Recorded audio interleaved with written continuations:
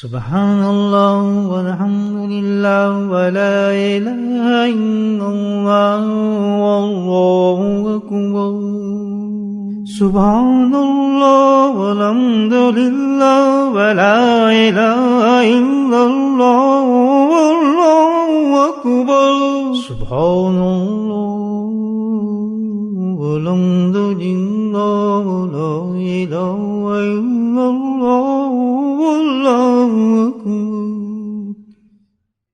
نحمده ونصلي على رسوله الكريم أما بعد قال الله تعالى في القرآن الكريم أعوذ بالله من الشيطان الرجيم بسم الله الرحمن الرحيم إن الله وملائكته يصلون على النبي يا أيها الذين آمنوا صلوا عليه وسلموا تسليما اللهم صل على سيدنا ومولانا محمد معدن الجود والكرم اللهم صل على سيدنا ومولانا محمد وعلي الغالب اللهم صل على سيدنا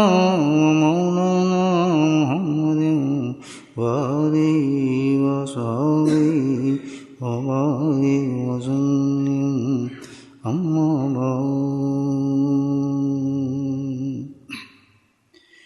درود شریف پڑھنا اللہم صل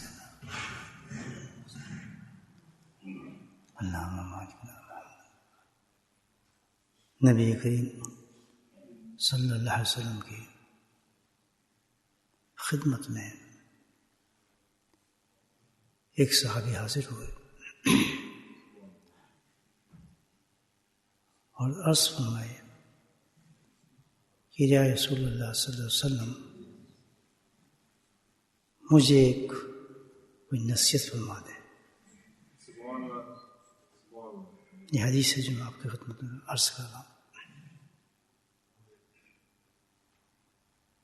صحابی کا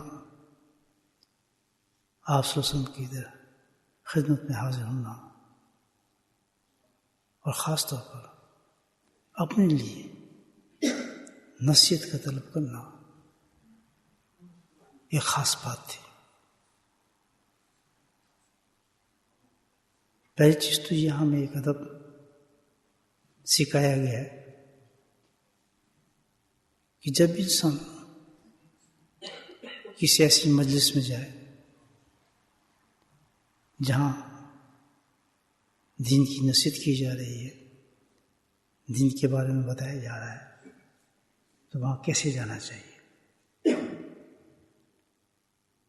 جانے کا سب سے پہلا آداب یہ ہے کہ آدمی یہ نیت بھی کرے اور سنجیدگی کے ساتھ سوچ کر جائے کہ میں بیٹھوں گا، وہاں اللہ اور رسول کی بات ہوگی، کوئی حدیث پیش کی جائے گی، کوئی قرآن پیش کیا جائے گا، اور پھر میں اس سے کوئی نصیحت حاصل کروں گا.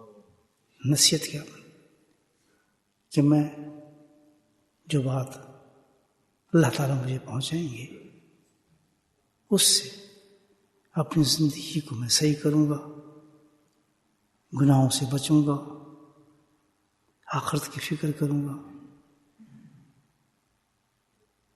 جہنم سے بچنے کی کوشش کروں گا، اللہ کی محبت حاصل کرنے کی کوشش کروں گا. یہ ہے نصیحت کا مطلب. تو صحابی نے بھی یہ جو نصیحت طلب کری اسی نیت سے کی، تو صحابی تھے کہ یا رسول اللہ مجھے کوئی ایسی بات دے دیں جس سے میں اپنی زندگی کو بہتر کر لوں، میری آخرت بھی بہتر ہو جائے، گناہوں سے میں بچ جاؤں، اللہ اور اللہ کے رسول صلی اللہ علیہ وسلم کی احکامات پہ چلنے لگوں. تو ایک بہت جامعی بات ہے یہ. اور پھر یہ بات کہ بس صحابی تک ہی نہیں یہ بات رہی، وہ تو ایک صحابی اپنے لیے گیا تھا نا، اب یہ بات پوری امت کے لیے ہو گئی ہے. اور آج ہم بھی بورڈ میں بیٹھ کر اس نصیحت کو پڑھ رہے ہیں اس صحابی کی برکت سے الحمدللہ. وجہ کیا ہے صحابی کی یہ بات کیوں پہنچی؟ اس کی وجہ ہے، وجہ یہ کہ صحابی کے اندر بہت زبردست اخلاص تھا دین حاصل کرنے کا. تو اس کی اخلاص کی برکت یہ ہے کہ اللہ تعالیٰ نے قیامت تک اس بات کو پھیلا دیا. جب بھی کوئی آپ اخلاص سے بات سنیں گے یا بتائیں گے تو اللہ تعالیٰ اس میں بے انتہا برکتیں پیدا فرما دیتے ہیں. تو اب یہ جب بزرگ یہ حدیث پیش کرتے ہیں تو ضرور یہ فرماتے ہیں کہ اب ذرا تیار ہو کر بیٹھیں. کیوں کہ نبی پاک نصیحت کرنے والے ہیں اور نصیحت ہمیں پہنچ رہی ہے. صحابی کو بیچ میں کاٹ دیں. تو اب یہ سوچیں کہ اللہ کے نبی پرسنل کسی کو نصیحت فرمائیں، کوئی آرڈر نہیں دے رہے، کوئی حکم نہیں دے رہے، اللہ کا فرمانے بیان کر رہے، ایک پرسنل طور پر اپنی کی نصیحت فرما رہا ہے تم ایسا کر لو. تو یہ پھر تمہارے لیے بڑے فائدہ مند چیز ہوگی. اللہ کے نبی سے صلی اللہ علیہ وسلم سے بڑے کون سی ہستی ہے اور ذات ایسی ہو سکتی ہے کہ کوئی جو نصیحت فرمائے اس کے فائدے نہ ہو انسان کے لیے؟ مجھے بتائیں آپ. تو میرے بھائیو آج کی اس بات کو بڑے غور سے سنیں اور اسی انداز سے سنیں کہ یہ اللہ کے نبی جو بتا رہے ہیں بات، نصیحت جو دے رہے ہیں، مہربانی جو فرما رہے ہیں، کرم جو فرما رہے ہیں، احسان جو فرما رہے ہیں، تو ہم پہ یہ فرما رہے ہیں کہ کل جو آنے والی زندگی ہے تم جہنم سے بچ جاؤ گے اگر میری اس بات کو مان گئے. تم لوگ جنت کے حقدار بن جاؤ گے. جب تک تم دنیا میں رہو گے اور اس میری نصیحت پہ عمل کرو گے یہ دنیا بھی تمہارے لیے راحت کا سامان پیدا کرے گی، مصیبتوں سے تمہیں بچائے گی، فکر و فاقے سے تمہیں بچائے گی اور تمہاری رہنمائی ہوگی اس میں. تو یہ ہے نصیحت نبی پاک صلی اللہ علیہ وسلم. اب نصیحت کیا تھی؟ آپ صلی اللہ علیہ وسلم کا انداز مبارک یہ تھا کہ کسی چیز کو بوجھ نہیں ڈالتے تھے انسان پر، بلکہ آسان خوبصورت ایسے طریقے سے دین پیش فرماتے تھے کہ جیسے ایک کوزے کے اندر سمندر کو بند کر دیں. پورا دین اس میں آ جاتا تھا اور ان پڑھ سے ان پڑھ انسان بھی اس کو بہترین طریقے سے سمجھ جاتا تھا. بچہ بھی اس کو سمجھ جاتا تھا اس دین کو. کیوں کہ اللہ کے نبی صلی اللہ علیہ وسلم کی جو باتیں مبارک تھیں وہ کوئی فلسفے بیان کرنے کے لیے آئے، بڑی بڑی حکمتیں بیان کرنے کے لیے. وہ تو چاہتے تھے کہ اتنی آسان کر کے میں اس کی نصیحت کروں، وہ بات بتاؤں کہ وہ شخص عمل کرنے والا بنے. تو آپ دیکھیں اتنی چیزیں مل رہی ہیں اس نصیحت سے کہ جو بے حساب چیزیں ہیں، لیکن بات بڑی مختصر اللہ کے نبی نے فرمائی.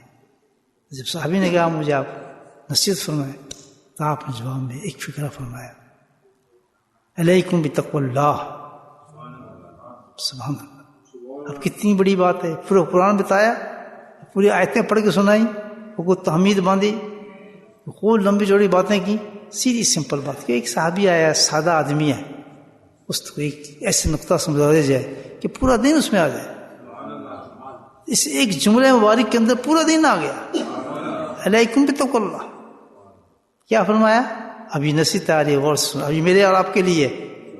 اللہ نے فرمایا اپنے آپ کو سمجھیں، حدیث بھول جائیں کہ اگر ہم صحیح ہونا چاہتے ہیں دین پہ اور یہ تمام چیزیں حاصل کرنا چاہتے ہیں جو کہ ایک مومن اور مسلمان کے لیے منزل ہے، مسٹ ہے یہ چیز، تو بھائی اس کے لیے اللہ کے نبی نے فرمایا کہ علیکم بتقوی اللہ. ایک ایسا خوف اور ڈر پیدا کر لو، تمہارے اندر ایک ایسا خوف آ جائے اللہ کا. وہ کیسا خوف آ جائے؟ اب یہ دیکھیں کتنی سمپل بات ہے کہ جب بھی تم کوئی کام کرو کوئی بھی کام، اب ہمارے زندگی میں سارے کام ہی ہیں نا، کوئی بھی کام جب کرنے لگو تو یہ سوچ کر کرو. جب بھی کوئی کام کرنے لگو، کسی کام کے قدم اٹھانے لگے، آپ دکان کے بارے میں سوچ رہے ہیں، گھر کے بارے میں سوچ رہے ہیں، سودا لینے جا رہے ہیں، شادی کا کوئی معاملہ ہے، غمی کا کوئی معاملہ ہے، خوشی کی کوئی بات ہے، کسی کی بات کرنی ہے، کوئی فیصلہ کرنا ہے، نوکری کا معاملہ ہے، ساری معاملات ہیں ہماری زندگی کے. تو پوری کتاب کھول دی کہ جب بھی کوئی ایک مسلمان آدمی کوئی بھی عمل کرنے جائے تو ایک چیز کا بس خیال کرے، اس چیز کا خیال کر لے. جس نے اس چیز کا خیال کر لیا الحمدللہ، وہ ساری چیزیں میں نے آپ کو بتائی ہیں، پوری زندگی کا دین اس کے اندر اتر جائے گا. وہ کیا بات ہے کہ یہ خوف اللہ کا تمہارے اندر آئے، یہ خوف پیدا ہو جائے کہ جب بھی تم کوئی کام کرنے کے لیے قدم اٹھاؤ تو یہ سوچ کر اٹھاؤ کہ اس کام کے اندر کہیں اللہ اور اللہ کے رسول کی نافرمانی تو نہیں ہو رہی کہیں. بولے سبحان اللہ. ختم ہو گیا. اب جب یہ سوچ آ گئی آپ میں اور یہ سوچ کے آپ کام کر رہے ہیں، پتہ ہے کوئی حرام کام کرے گا، کوئی برا کام کرے گا، کسی کو گالی دے گا، کسی کا حق مارے گا، کوئی بری طرف قدم اٹھائے گا، کوئی کام بھی یہ کہ اگر سونے بھی جائے گا تو سوچ کر جائے گا کہ اللہ کی اس کی مرضی کے مطابق چل رہا ہوں یا اپنی مرضی کے مطابق بسترے میں جا رہا ہوں. اس کی بھی حدیث سنا دیتا ہوں آپ. یعنی ہمارے نزدیک سے بڑا معمولی کام ہے، تھکے ہیں اس کپڑے اتارے سیدھے گئے بستر گیا، تھکے ہیں، صبح خیال جھوم کر کے نیند آ گئی، سو رہے. اب یہاں اگر ہم تھوڑے ہمارے وہ چیز پیدا ہو جائے اندر، خوف آ جائے کہ اب میں جا رہا ہوں سونے جا رہا ہوں، ٹھیک ہے، اور پتا ہو سونے جا رہا ہوں، اب اس میں جو سونے جا رہا ہوں اس میں اللہ کا حکم کیا ہے، اللہ کی نافرمانی تو نہیں کر رہا کس چیز میں. جب انسان سونے جاتا ہے، ایک مثال ذہن میں آگے بتا رہا ہوں آپ، جب انسان سونے جاتا ہے بسترے میں تو حدیث کیا بتاتی ہے جس کو ہم نہیں دیکھ رہے لیکن اللہ کے نبی ہر چیز ایکسپوز کرتے ہیں ہمارے سامنے. یقین کرنے والے ایسے دیکھتے ہیں کہ جیسے سامنے وہ چیز ہو رہی ہے. اچھا وہ ہمارے ایمان کی بات ہے نا، کہ اللہ کے نبی کی بتائی ایک بات ہے جو بالکل مسند بات ہوتی ہے.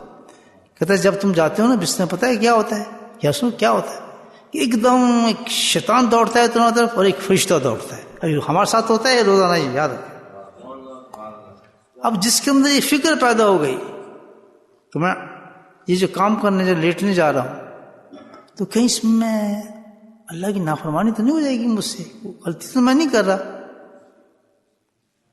سوچ پیدا ہوگی اس کے اندر، ہر چیز کے سوچ کرنا ہے اس نے، ہر کام کرنے سے پہلے اس کو یہ خیال آنا ہے کہ میں صحیح بھی کر رہا ہوں یا اللہ کی نافرمانی کے ساتھ میں ہی کر رہا ہوں. میرے جیسا آدمی تھکا گیا بستر میں، ٹھیک ہے، کوئی گناہ تو نہیں نہ کر رہا، سو ہی رہا ہے، ٹھیک ہے، لیکن اس نے سوچا تو اب ہو گیا رہے کہ ایک شیطان بھی آتا ہے اور ایک فرشتہ بھی آتا ہے. اور شیطان جو اس آدمی کو پکڑنا چاہتا ہے، اس کا پورا زور یہ ہوتا ہے کہ اس کو خاتمہ جو اس کا شر کے ساتھ ہو. اللہ کے نبی فرما رہے ہیں پوری زور سے آتا ہے اس آدمی کو کیچ کرنے کے لیے. فرشتہ جو آتا ہے وہ اس زور کے ساتھ آتا ہے کہ اس آدمی کی میں حفاظت کروں، اس کو میں بچاؤں. اب ڈپینڈ کرتا ہے اس آدمی پر. سبحان اللہ، دیکھیں کیسا دین ہے. اور ڈپینڈ کرتا ہے میرے پر، فرشتہ بھی آ رہا ہے اور شیطان بھی آ رہا ہے. اب میں ڈپینڈ سارا مجھ پہ کرتا ہے. اگر میری اس سے سوچ پیدا ہو گئی ہے کہ اللہ کو طریقے سے جاؤں گا یا اللہ اس میں نافرمانی تو مجھ سے کچھ نہیں ہو جائے گی، تو پھر میں اس احتیاط سے جاؤں گا. تو پھر کیا ہوگا کہ پھر میں یقیناً وہ دعا پڑھوں گا جو دعا ہے، جانے کی اردو میں پڑھ لوں گا، فارسی میں پڑھ لوں گا، ویسے ہی کہہ دوں گا اللہ تعالیٰ میرے گناہ معاف فرمانا، میں سونے جا رہا ہوں، بس مجھے سونے میں برکت دینا، مجھے حفاظت سے اٹھا دینا. یہ بھی دعا ہے، اگر عربی میں آپ کو یاد نہیں، لیکن اس سے وجہ کیا ہے کہ آپ کو کنیکشن ہے اللہ سے، کہ آپ اللہ کے ساتھ اپنی زندگی کا فیصلہ کر کے جا رہے ہیں. تو اتنی سوچ آ جائے انسان کے اندر، تو پھر کیا ہوتا ہے کہ جب فرشتہ لپکتا ہے شیطان اس کو پکڑنے کے لیے، تو آدمی یہ کر لیتا ہے بات، اس میں فکر یہ پیدا ہو چکی ہوتی ہے کہ میں تو اللہ کے لیے کر رہا ہوں، اس میں کوئی نافرمانی نہیں کروں گا، اللہ سے توبہ طائب کر کے جاؤں بسترے میں. آج میں پورا دن پتہ نہیں کیا حرکتیں کرتا رہوں، کیسے کیسے مجھ سے گناہ ہوئے ہوں گے، کیسی کیسی نافرمانی ہوگی، پتہ نہیں میں نے غلطی میں کر لی ہوگی، بے سوچ ہو گیا ہوا. تو اس نے کہا معافی مانگ لیتا ہوں اللہ سے، بسترے میں تو جا رہا ہوں. یہی طریقہ ہے سنت کا سونے کا. تو آدمی کسی زبان میں بھی کر لے، عربی نہیں آتی تو اردو میں کر لے، پنجابی میں کر لے، انگلش میں کر لے، سب زبان چلتی ہے. کہ اللہ تعالیٰ مجھے معاف فرما دے، پتہ نہیں آج میں نے کیسے دن گزارا ہے، اور مجھے آرام کی نیند عطا فرما، مجھے بچا شیطانوں سے. پر اس وقت جب اس نے یہ کام کر لیا تو ہوتا کیا ہے، الحمدللہ فرشتہ جو ہے ایک دم اس کو گھیر لیتا ہے اور چاروں طرف سے حفاظت شروع کر دیتا ہے. جیسے ہی فرشتہ حفاظت کرتا ہے، شیطان رفو چکر ہو جاتا ہے، چھوڑ دیتا ہے، بھاگ جاتا ہے اس کو، آرام سے زندگی گزارتا ہے. اگر اس نے یہ کام نہیں کیا، اس میں سوچ پیدا نہیں ہوگی اس کی فکر ہی نہیں ہے، جیسے چاہو کر لو یار کام، اللہ کیا ٹھیک ہے، پتہ ہی کچھ نہیں، خوف ہی پیدا نہیں اس میں چلا گیا. اب شیطان کو موقع مل جاتا ہے. حدیث میں آتا ہے کہ شیطان ایک دم اس کو لپکتا ہے، فرشتہ پیچھے ہٹ جاتا ہے. اس کو کیا ضرورت ہے، کیونکہ اس میں انسان کو خود ہی نہیں چاہتا تھا. فرشتہ شیطان اس کو پکڑتا ہے، ساری رات اس کے ساتھ تماشے لگاتا ہے، بالکل شیطانی حالت میں اس کو اٹھاتا ہے، نہ اس کو نیند پہ اٹھنے دیتا ہے، نہ کوئی خواب دکھاتا ہے، عجیب عجیب حرکتیں اس سے کراتا ہے ساری رات. تو کیا مطلب یہی ہے کہ اللہ کے نہیں فرمایا حکمت اللہ، ایک ایسی چیز اندر سوچ پیدا کر لو. ہر مسلمان کے ہر کام جو تو کبھی بھی اس کو کسی کام میں بھی دنیا کے نقصان ہوگا ہی نہیں. آپ کاروبار کرنا چاہتے ہیں، اب آپ سوچیں میں یہ کاروبار کر رہا ہوں، اگر آپ میں چیز پیدا ہو گئی ہے، خوف پیدا ہو گیا، تو آپ سوچیں گے یار یہ کام جو میں کروں گا کہ اس میں کوئی ایسی چیز تو نہیں کہ حرام ہو جائے، اللہ مجھ سے ناراض ہو جائے. شیطان کہہ رہا نہیں کر لے، تو بڑا اچھا کام ہے، اس پہ تو بڑے منافع ہوتے ہیں آدمی کو، تھوڑی دیر کے بعد کیا فرق پڑے گا، تھوڑا سا حرام میں بچ جائے گا، اس کو پھر بعد میں ہم کر لیں گے کمپلسری. اب یہ شیطان کہہ رہا ہے، لیکن کیونکہ اس کے اندر وہ چیز پیدا ہو گئی ہے، اللہ کا خوف ڈر آ گیا، تو اب کہہ رہا نہیں یہ کام نہیں کروں، اس میں اللہ کی نافرمانی ہو رہی ہے، میں اب یہ کام نہیں کرتا. تو سارا گیم جو چلتا ہے، لیکن چھوٹی سی حدیث ہے، پورا جو ہماری زندگی کے دور بچنا چاہتے ہیں ہم گناہوں سے، نیک اور سہلہ زندگی گزارنا چاہتے ہیں، تو ایک سوچ پیدا انسان، اللہ کے نہیں فرماتے ہیں پیدا کر لو علیکم التقوی اللہ، کہ تم ہر کام کرنے سے پہلے کوئی بھی چھوٹا بڑا کام ہو، ایک دم اس کے بارے میں تمہارے دل کے اندر خوف ہو جائے، یہ ڈر آ جائے کہ یار میں کام کر رہا ہوں، اس میں میری نمازیں ختم ہو جائیں گی، اس میں تو حرام میرے سامنے، یہاں تو یار عورتیں بھی کام کر رہی ہیں، یا عورتیں سوچیں یا تو مرد بھی کام کر رہے ہیں، یا میں اکیلی عورت ہوں، اتنی دور سفر کروں گی، چلی جاؤں گی، اتنا فلاں کروں گی، مجھے تو اللہ ناراض ہو جائے گا مجھ سے، اس سے میں جو کماؤں گی تو پھر اس سے مجھے ملے گا کیا. یعنی سو ہماری زندگی ایکسپیکٹس ہیں ساری لائف، عورت یا مرد، ہر آدمی قدم اٹھا لیتا ہے، ہر عورت قدم اٹھا لیتی ہے، کچھ پتہ نہیں ہوتا کہ اس میں اللہ کی ناراضگی ہے یا نہیں ہے، کوئی بات نہیں کرتا. تو پھر حال کیا ہوتا ہے، انسان برباد ہو جاتا ہے، بس زندگی نہیں اس کا تھوڑی دیر پتہ وہ سمجھتا ہے میں بالکل صحیح جا رہا ہوں، لیکن ساری عارضی چیزیں ہوتی ہیں، اس میں کوئی خوشحالی نہیں ہے، اس نے اللہ کی مرضی کے خلاف ہی قدم اٹھایا ہے، اس نے سوچے نہیں کہ میں یہ کام کرنے والا ہوں، اس میں اللہ کتنا مجھ سے ناراض ہوگا، اللہ دن بس ہم وہ کام کو کر جاتے ہیں. میری بات سمجھے بھائیو؟ تو کتنی بڑی حدیث ہے کہ ایک اس پہ عمل ہم کر لیں کہ ہر کام سے پہلے ہم یہ سوچ لیں کہ اللہ تو نہیں ناراض ہوگا اس چیز سے. واللہ جب یہ سوچ آ جائے گی ہمارے اندر، میں بتاؤں دنیا جنت بن جاتی ہے آدمی کی.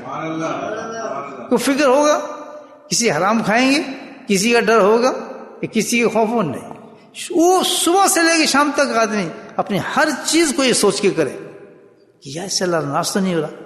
جاتے ہیں ہم، اب تھوڑا میں مثال دیتا ہوں ماحول کے مطابق، اب گئے ہم منہ ہاتھ دھونے چلے گئے، واش روم چلے گئے نا، اپنے آپ کو ہم نے صحیح کرنا ہے، ٹھیک ٹھاک کرنا ہے، منہ ہاتھ تو دھوتے ہیں صبح کام کے لیے. اب مختلف طریقے، ایک آدمی جاتے کیا کرتا ہے، سیدھا جاتا ہے تو پہلے اوزار دیکھتا ہے کہ پہلے میں اپنے منہ کو چھیلوں. کیوں کہ اس کو اندر خوف نہیں ہے. اب ایک آدمی جاتا ہے، وہ کہتا ہے نہیں یار اگر میں نے یہ کام کیا استغفر اللہ تو ناراض ہوں گے، میں یہ تو اللہ نے منع فرمایا ہے، یہ تو نبی نے حکم فرمایا مجھے کہ داڑھی رکھو، مونچھوں کو کاٹو، میں یہاں یہ کیا کام کر رہا ہوں، میں سٹارٹ ہی دن کا خراب کر رہا ہوں. اب جب اس میں خوف آ گیا الحمدللہ وہ یہ کام نہیں کرے گا، ایک بہت بڑے عظیم گناہ سے بچ جائے گا. اس میں بات میں یہ سٹارٹ ہی ہمارا بستر سے اٹھتے جو ہمارا کام حرام شروع ہوتے ہیں، اور پھر ساری دن میں جو لانتیں پڑتی ہیں، مصیبتیں آتی ہیں، یار میں نے تو نماز بھی پڑھی ہے، یار میں نے تو وہ تصویر بھی کی ہے، لیکن یہ تو سوچ کہ تیرا سٹارٹ ہی اتنے بڑے گناہ کے ساتھ ہو رہا ہے. اور گناہ ایک ایسی چیز ہے بھائی، گناہ ایسی چیز ہے کہ جب انسان گناہ کرتا ہے اس کے بعد جتنے بھی اعمال کرتا ہے وہ گناہ ان اعمال کے اندر نور پیدا ہونے ہی نہیں دیتا.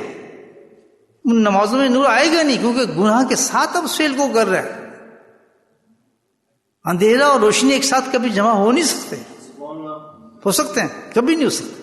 ہم کس طرح ملانا چاہیں کہ گناہ اور نیکیوں کے ساتھ ملا دیں، کیسے ملا سکتے نہیں. جب بھی کوئی نیک عمل کرنے انسان جاتا ہے تو سب سے پہلے کیا کرے، استغفار کرے، گناہوں سے معافی مانگے، اللہ تعالیٰ مجھے معاف فرما دے، میں تو اب ایک نیک کام نماز پڑھنے جا رہا ہوں، میرے گناہوں کو معاف فرما، وعدہ کرتا ہوں کہ جو میں گناہ کر رہا ہوں ان گناہوں سے اب میں توبہ کرتا ہوں. پھر جب نماز پڑھتا ہے نماز نور بن جاتی ہے اس کے لیے. ایک آدمی گناہ کر کے زیادتیاں کر کے سب کچھ کر کے اللہ اکبر سیدھے کر رہا ہے، بھائی اس نماز یہ نہیں کہوں گا فائدہ نہیں ہے، یہ تو میں نہیں کہوں گا کھڑا ہے سجدے تو مار ہی رہے نا، لیکن یہ ضائع کر رہا ہے اپنے ملک. اللہ اس کو توفیق بھی دے رہا ہے، ایمان بھی دی، سب کچھ دیا، لیکن وہ کچھ ضائع کر رہا ہے، اس کو گناہ کے ساتھ اس کو ملا رہا ہے. تو گناہ تو ایک بہت خبیث ترین چیز ہے. تو جب ہم میں یہ قوت پیدا ہو جائے گی، یہ کام میں غلط تو نہیں کر رہا کہیں، تو پھر وہ کام نہیں کرے گا. تو پہلی نصیحت اللہ علیکم تقوی، اپنے اندر قوت پیدا کر لو. اب دوسرا سوال دیکھیں کیسے اللہ کے نبی فرماتے ہیں. اب یہ جو چیز اللہ نے بتائی ہے کہ انسان میں یہ طاقت آ جائے کہ ہر کام کرنے سے پہلے اپنے اللہ کی طرف اس کام کو پھینکے، یہ اس میں اللہ ناراض ہوتا میں نہیں کرتا، اللہ اجازت دیتا میں کروں گا. یہ سوچ، یہ طاقت، یہ چیز اب کیسے آئے؟ اللہ کے نبی نے اس کا ایک دم حل بتایا. دوسرا بولے سبحان اللہ، ایک دم دوسرا حل بتایا، کیونکہ اب یہ طاقت پیدا کرنی ہے، ہوگی تو ابھی تو نہیں ہے، تو کس طرح پیدا کریں کہ ہم یہ ہر سوچ ہماری یہ بن جائے. تو اللہ تعالیٰ نے اللہ کے نبی صلی اللہ علیہ وسلم نے اس کا فوراً آگے علاج بیان فرماتے ہیں. کیا علاج بتایا؟ وہ علاج بتایا جس کا ہماری زندگی میں اہمیت ہی نہیں ہے، ہم تو کچھ سمجھتے ہی نہیں ہیں. تبھی تو آج حال ہے ہمارے دین کا، نہ حرام کا پتہ نہ حلال کا پتہ. نماز کا وقت نماز پڑھ لی، چھوڑ کے گناہ کر لیا، گناہ مل بالکل کچھ ہے ہی نہیں ہماری زندگی کے ساتھ.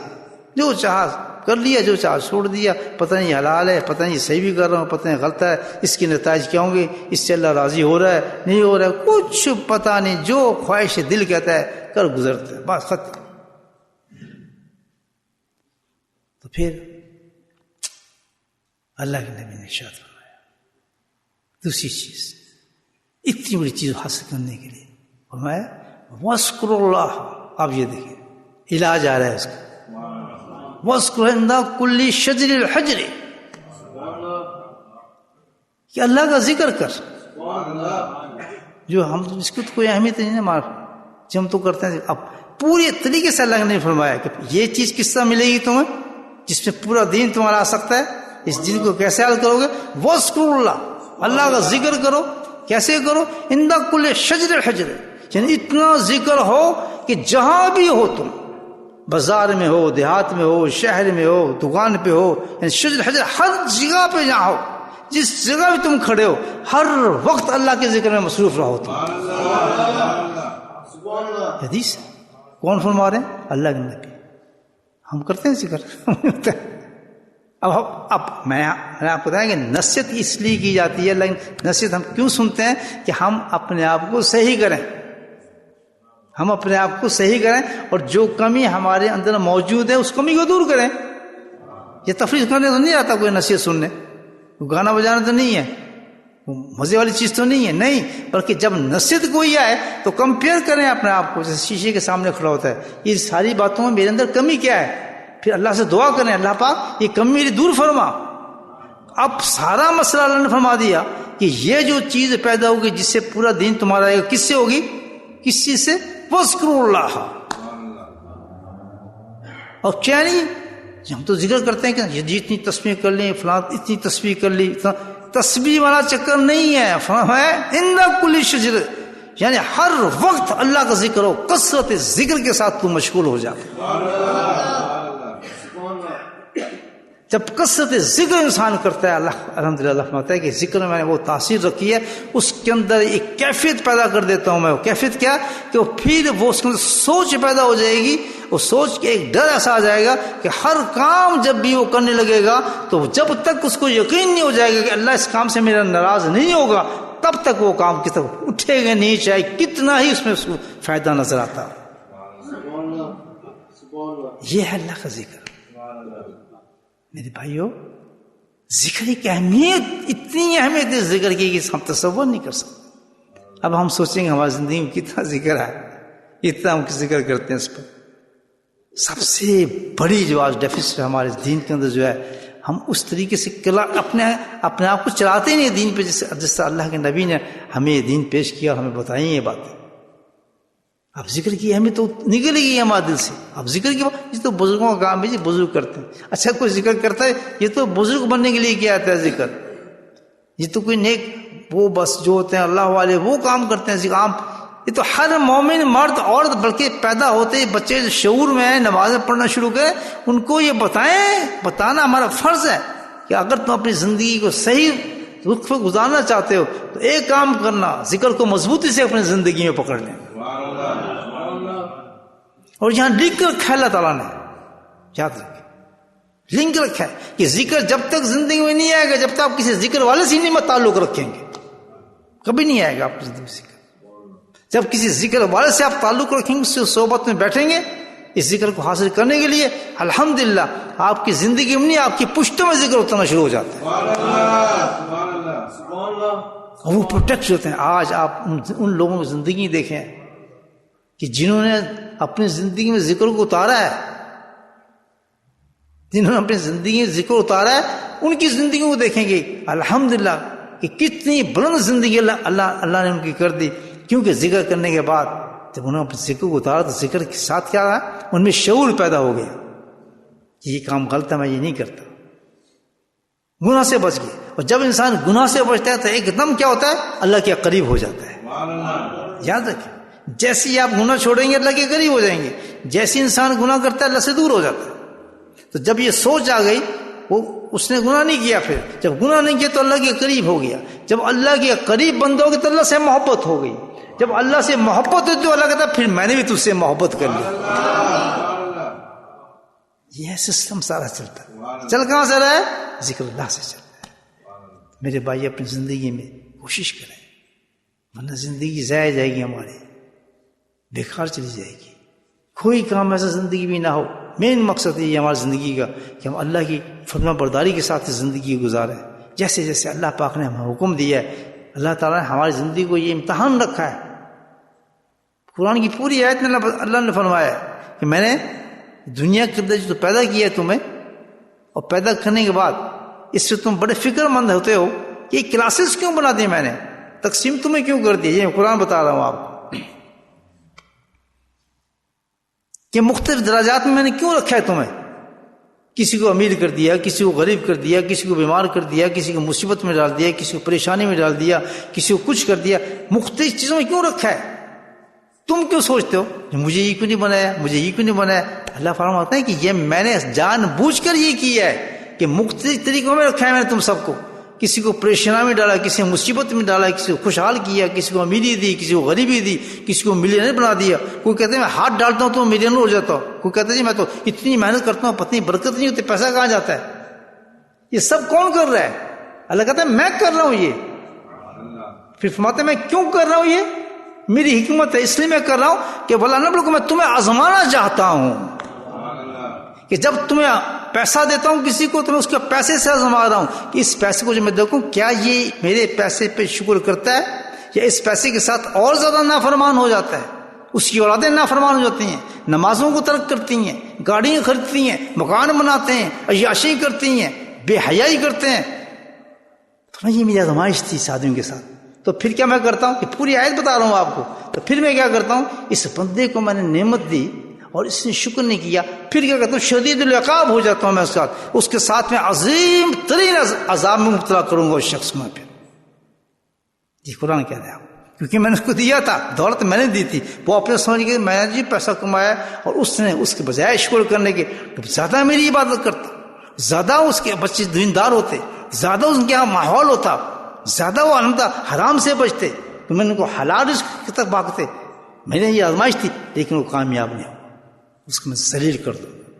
پھر میں نے کسی کو غریب کیا تو غریب کرنے کے بعد میں اس میں یہاں زمانا چاہتا تھا کہ اس کو توکل کرنا چاہیے تھا، اس کو شکر کرنا چاہیے تھا، اس کو صبر کرنا چاہیے تھا، لیکن وہ صبر نہیں کر سکا غربت میں. اس نے جناب کیا کیا سب حدیں توڑ دی، حرام بھی لے لیا، سود بھی لے لیا، قرضہ بھی لے لیا، بےایمانی بھی کرنی. امیر ہو جاؤں کس طرح؟ ادھر بھی کھا گیا ادھر بھی کھا گیا، ایم ہی میرا کوئی چیز چھوڑی نہیں، نہ کوئی وراثت میں کسی کو دیا، کچھ دیا. اس غربت کو مٹانے کے لیے کہ یار یہ بھی امیر ہے تو میں بھی امیر ہو جاؤں، اس سے پورا زور لگا دیا، ایک ملک سے دوسرا تیسرے ملک چپتے پوری دنیا میں گھومتے پھرے کہ میں امیر ہو جاؤں۔ اللہ کہتا ہے کیا اس کو ذلیل و خوار کروں گا، اس نے اپنی دنیا کو بیچا ہے، کوشش کی ہے امیر بننے کی، بے وقوف، یہاں تو صبر کرتا۔ یہ قرآن کی آیت سنا رہا ہوں، قرآن میں آپ کو پڑھ کے سنا دیتا ہوں، یہاں صبر کرتا۔ تو وہ امیر جس کو دولت دی اس کو شکر نہیں کیا اس نے، اور حرام کاری کرتا رہا، وہ اس کی اولاد حرام کاری کرتی رہی، اس کے گھروں کے اندر نماز ٹوٹتی تھی، اس کو فکر نہیں ہوتی تھی، دکان کی بڑی فکر، مال کی بہت فکر، یہ فکر نہیں میرا بچہ تو نماز ہی نہیں پڑھتا، یہ تو حرام کاری کرتا ہے، یہ تو فلاں حرکتیں کرتا ہے، میری بچی یہ کرتی ہے، کبھی اس کو فکر نہیں ہے اس چیز کے، بس ایک ہی چیز کے پیچھے دھومتا اس کا۔ فرمایا فیل ہوگا، شدید العقاب فرمایا۔ دوسری کے بارے میں فرمایا کہ غربت پہ اس میں صبر نہیں کیا اور حرام کی طرف بھاگ گیا، شدید العقاب فرمایا اس کے بارے میں۔ اور پھر فرماتے ہیں اللہ تعالیٰ کہ ان میں وہ لوگ جنہوں نے شکر بھی کر دیا، سبحان اللہ، جس نے صبر بھی کیا، دونوں حالتوں میں اللہ کی طرف سے توکل کیا اور زندگی کو اس نے گزار دیا، فرمایا کہ اس کے لیے بھی اعلیٰ ترین جنت میں مقام عطا فرماؤں۔ یہ زندگی ہے ہماری زندگی یہ ہے میرے بھائی۔ یہ قرآن کس طرح سمجھاتا ہے ہمیں، الحمدللہ آپ سوچیں تو فرمایا درمیان میں جو آدمی بیچارے تھے وہ کون تھے؟ کہ ایک طبقہ ایسے بھی تھا کہ وہ شکر کے وقت اور صبر کے وقت پھسل جاتا تھا، کوشش کرتا تھا بیچارہ کہ یار میں ایسا کروں، لیکن اس سے ہوتا نہیں تھا، لیکن پھر وہ استغفار پھر چل پڑتا تھا، غربت پہ بھی صبر کی طرف چلتا تھا، لیکن پھر کبھی پھسل جاتا تھا، لیکن وہ کوشش کرتا تھا، معافی بھی مانگ لیتا تھا اللہ تعالیٰ سے۔ تو اللہ سبحانہ نے فرمایا کہ اس کے لیے ایک تیسرا حساب میں نے رکھا، وہ کیا کہ فرمایا غفور الرحیم ہوں میں، پھر میں کیا کروں گا، اس کی اس کوشش کو دیکھوں گا، ابھی چلتا ہے کوشش کرتا تھا بیچارہ لیکن پھسلتا تھا، میں اس کو معاف کر دوں گا۔ تین درجے اللہ تعالیٰ نے بتا دیا، سمجھ آئے گی؟ تو عذاب کی مختلف طریقے ہیں اللہ تعالیٰ کی، کبھی کیسے عذاب دیتے ہیں، کبھی کیسے عذاب دیتے ہیں۔ جب عذاب اور مصیبت آ رہی ہو تو کیا کرنا چاہیے ہمیں؟ سمجھے ہمارا ٹیسٹ ہو رہا ہے، اس ٹیسٹ میں ہم نے وہ کام کرنے کے اللہ کیا چاہتے ہیں ہمارے سے۔ اگر مصیبت بہت زیادہ مصیبت ہے تو صبر اختیار کریں، حرام کی طرف نہ جائیں، اللہ راستہ کھول دے گا، حرام کی طرف نہ جائیں، یاد رکھیں۔ تو یہ کب ہوگا؟ ولیکن تقوا اللہ، اللہ کہتا ہے جس وقت تمہارے اندر وہ کیفیت پیدا ہو جائے گی کہ تمہیں اللہ کا خوف پیدا ہو جائے گا۔ ایک پیاری حدیث سے نبی بخش ہیں کتنے دروازے کھول دیتی ہے، دیکھ ایک نصیحت ہے ایک صحابی کی جو میں آپ کے سامنے پیش کر رہا ہوں۔ کس سے آئی یہ چیز؟ اللہ کے ذکر سے آئی۔ تو پہلا سٹیپ ہماری زندگی میں کیا ہے؟ جیسے تیسے بھی ہیں، گناہ گار بھی ہیں، آج بات سمجھ میں آئیے، بسم اللہ کر کے اللہ کے ذکر کو پکڑ لیں۔ اور کس سے ذکر کیا ہے؟ کسی اللہ والے کے پاس جائے اور کہیے مجھے ذکر سکھائے، میرا اپنے ماحول کو پیش کریں کہ میں یہ کام کرتا ہوں، یہ کرتا ہوں، یہ کرتا ہوں، اس کے ماحول کے مطابق مجھے ذکر دیں، ایسا ذکر دیں کہ میں کثیر ذکر میں شامل ہو جاؤں۔ سبحان اللہ، اللہ والا دے گا آپ کو، آپ کے ساتھ چلے گا، آپ کی ہیلپ کرے گا۔ کیوں؟ اللہ تعالیٰ نے اس کو ڈیوٹی یہ دی ہے، کام یہ دیا کہ تیرا کام یہ کرنا ہے، تو کر اس کام کو، مخلوق کے پاس جا اور ان کو بتا، سمجھا ان کو، تو اس پہ قدم اٹھائیں۔ آج اللہ کی حبیب کی نصیحت ہم تک پہنچی ہے، اپنا معاملہ کر لیں کہ کیا ہر کام ہمارا اللہ کی مرضی کے مطابق ہے؟ یہ انصاف سے بولیں، ذرا گیرون ڈالیں کہ کیا ہم ہر کام اللہ کی مرضی کے مطابق کر رہے ہیں؟ سوچ لیں، نہیں کر رہے، بے انتہا کمی ہے۔ اس کمی کو کیسے پورے کریں؟ اللہ کا ذکر کو شروع کرتے ہیں، اور ذکر اللہ کثیرا لعلکم تفلحون، اللہ کا ذکر کریں گے تو آپ الحمدللہ کامیاب ہو جائیں گے۔ وآخر دعوانا الحمدللہ رب العالمین۔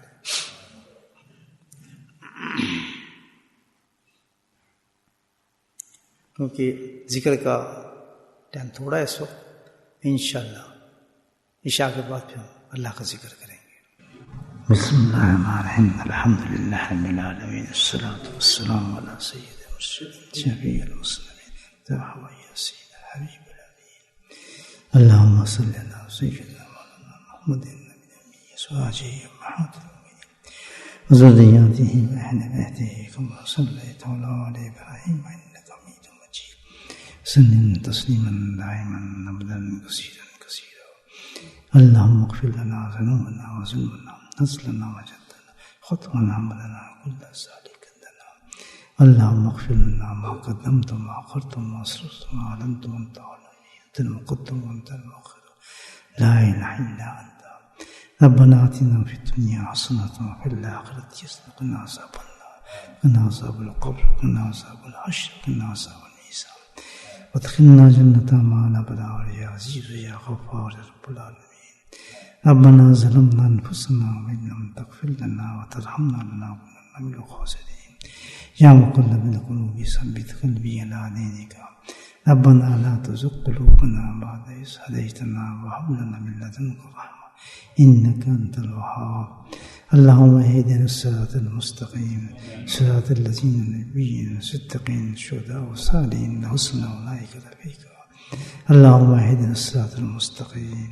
اللهم اهدنا الصراط المستقيم اللهم استعملنا بسنته ونفعنا بمحبته واشرنا في زمرته يا كريم يا كريم اللهم إنا نسألك من خير ما سألك من نبيك محمد صلى الله عليه وسلم ونعوذ بك من شر ما استعاذ منه نبيك محمد صلى الله عليه وسلم أنت المستعان وعليك البلاغ ولا حول ولا قوة إلا بالله ربنا هب لنا من أزواجنا وذرياتنا قرة أعين واجعلنا للمتقين إماما اللهم رب ارحمهما كما ربياني صغيرا وصلى الله تعالى على خير خلقه نور عرشه زينة فرشه وآله وصحبه أجمعين برحمتك يا أرحم الراحمين سبحان ربك رب العزة عما يصفون وسلام على المرسلين والحمد لله رب العالمين.